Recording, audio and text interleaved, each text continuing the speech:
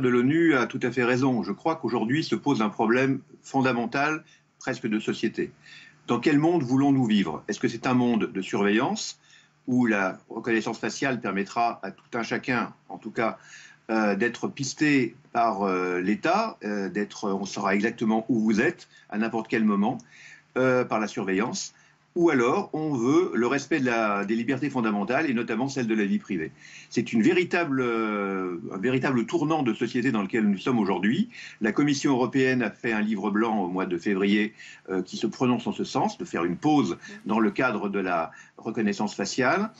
Plusieurs sociétés ont aujourd'hui, IBM, Amazon et d'autres, suspendu, comme vous l'avez rappelé, les logiciels de reconnaissance faciale et leur distribution aux forces de police. Alors ce n'est qu'une suspension, hein. Amazon a bien précisé que ce n'était que pour une durée d'1 an, mais aujourd'hui, on est vraiment à un tournant. La vidéo, vous l'avez remarqué, hein, il y a un glissement sémantique qui se pose. La surveillance est devenue la vidéoprotection. Pour des raisons sécuritaires, on est en train d'essayer, avec la technologie moderne, d'utiliser la reconnaissance faciale comme étant une acmé pour permettre de pister tout un chacun, notamment au niveau des manifestations dans la foule.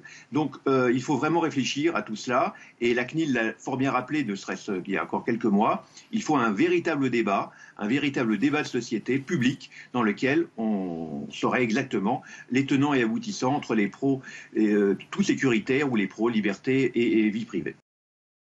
C'est mon avis et c'est la réalité malheureusement qu'il prouve une nouvelle fois. Il y a encore 2 jours, à Detroit, aux États-Unis, un Afro-Américain a été reconnu par une reconnaissance faciale à tort. Il s'est fait interpeller devant son domicile, devant ses enfants, ses petites filles de 2 ans. Et en fait, l'ordinateur s'était bien évidemment trompé. On a un pourcentage, on l'a calculé aujourd'hui plus nettement. Si vous êtes une femme noire, vous avez 35% d'erreurs possible par rapport à la reconnaissance faciale, qui est un système de probabilité de reconnaissance. Hein, ce n'est pas une certitude.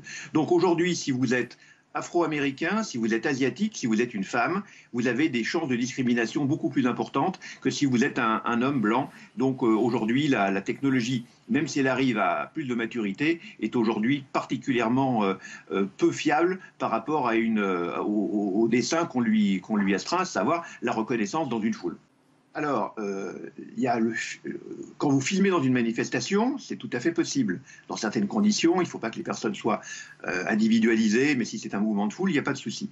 En revanche, avec la reconnaissance faciale, là, on va beaucoup plus loin, c'est beaucoup plus intrusif. Vous avez une reconnaissance des personnes qui vont participer à la manifestation. Et c'est ce qui se passe déjà aujourd'hui. On a ne serait-ce que par des drones, par exemple, avec des caméras de reconnaissance faciale, avec des caméras piétons dont sont embarqués sur des policiers ou des membres de force de l'ordre. Vous avez déjà, alors pas en France normalement, mais parce que il n'y a pas de cadre légal pour cela, mais dans certains pays ça existe déjà.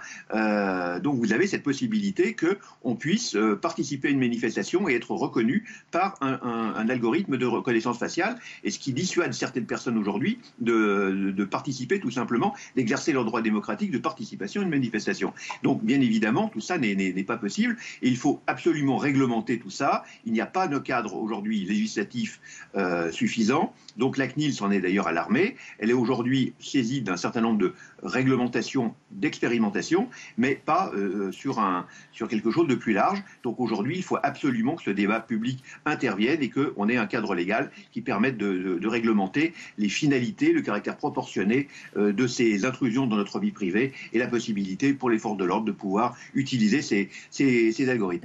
Alors, bien entendu, là, c'est un problème de finalité. Lorsqu'on est à la recherche de quelqu'un de tout à fait particulier, comme un terroriste potentiel, alors ça pose aussi des problèmes de savoir qui va être considéré comme terroriste ou non.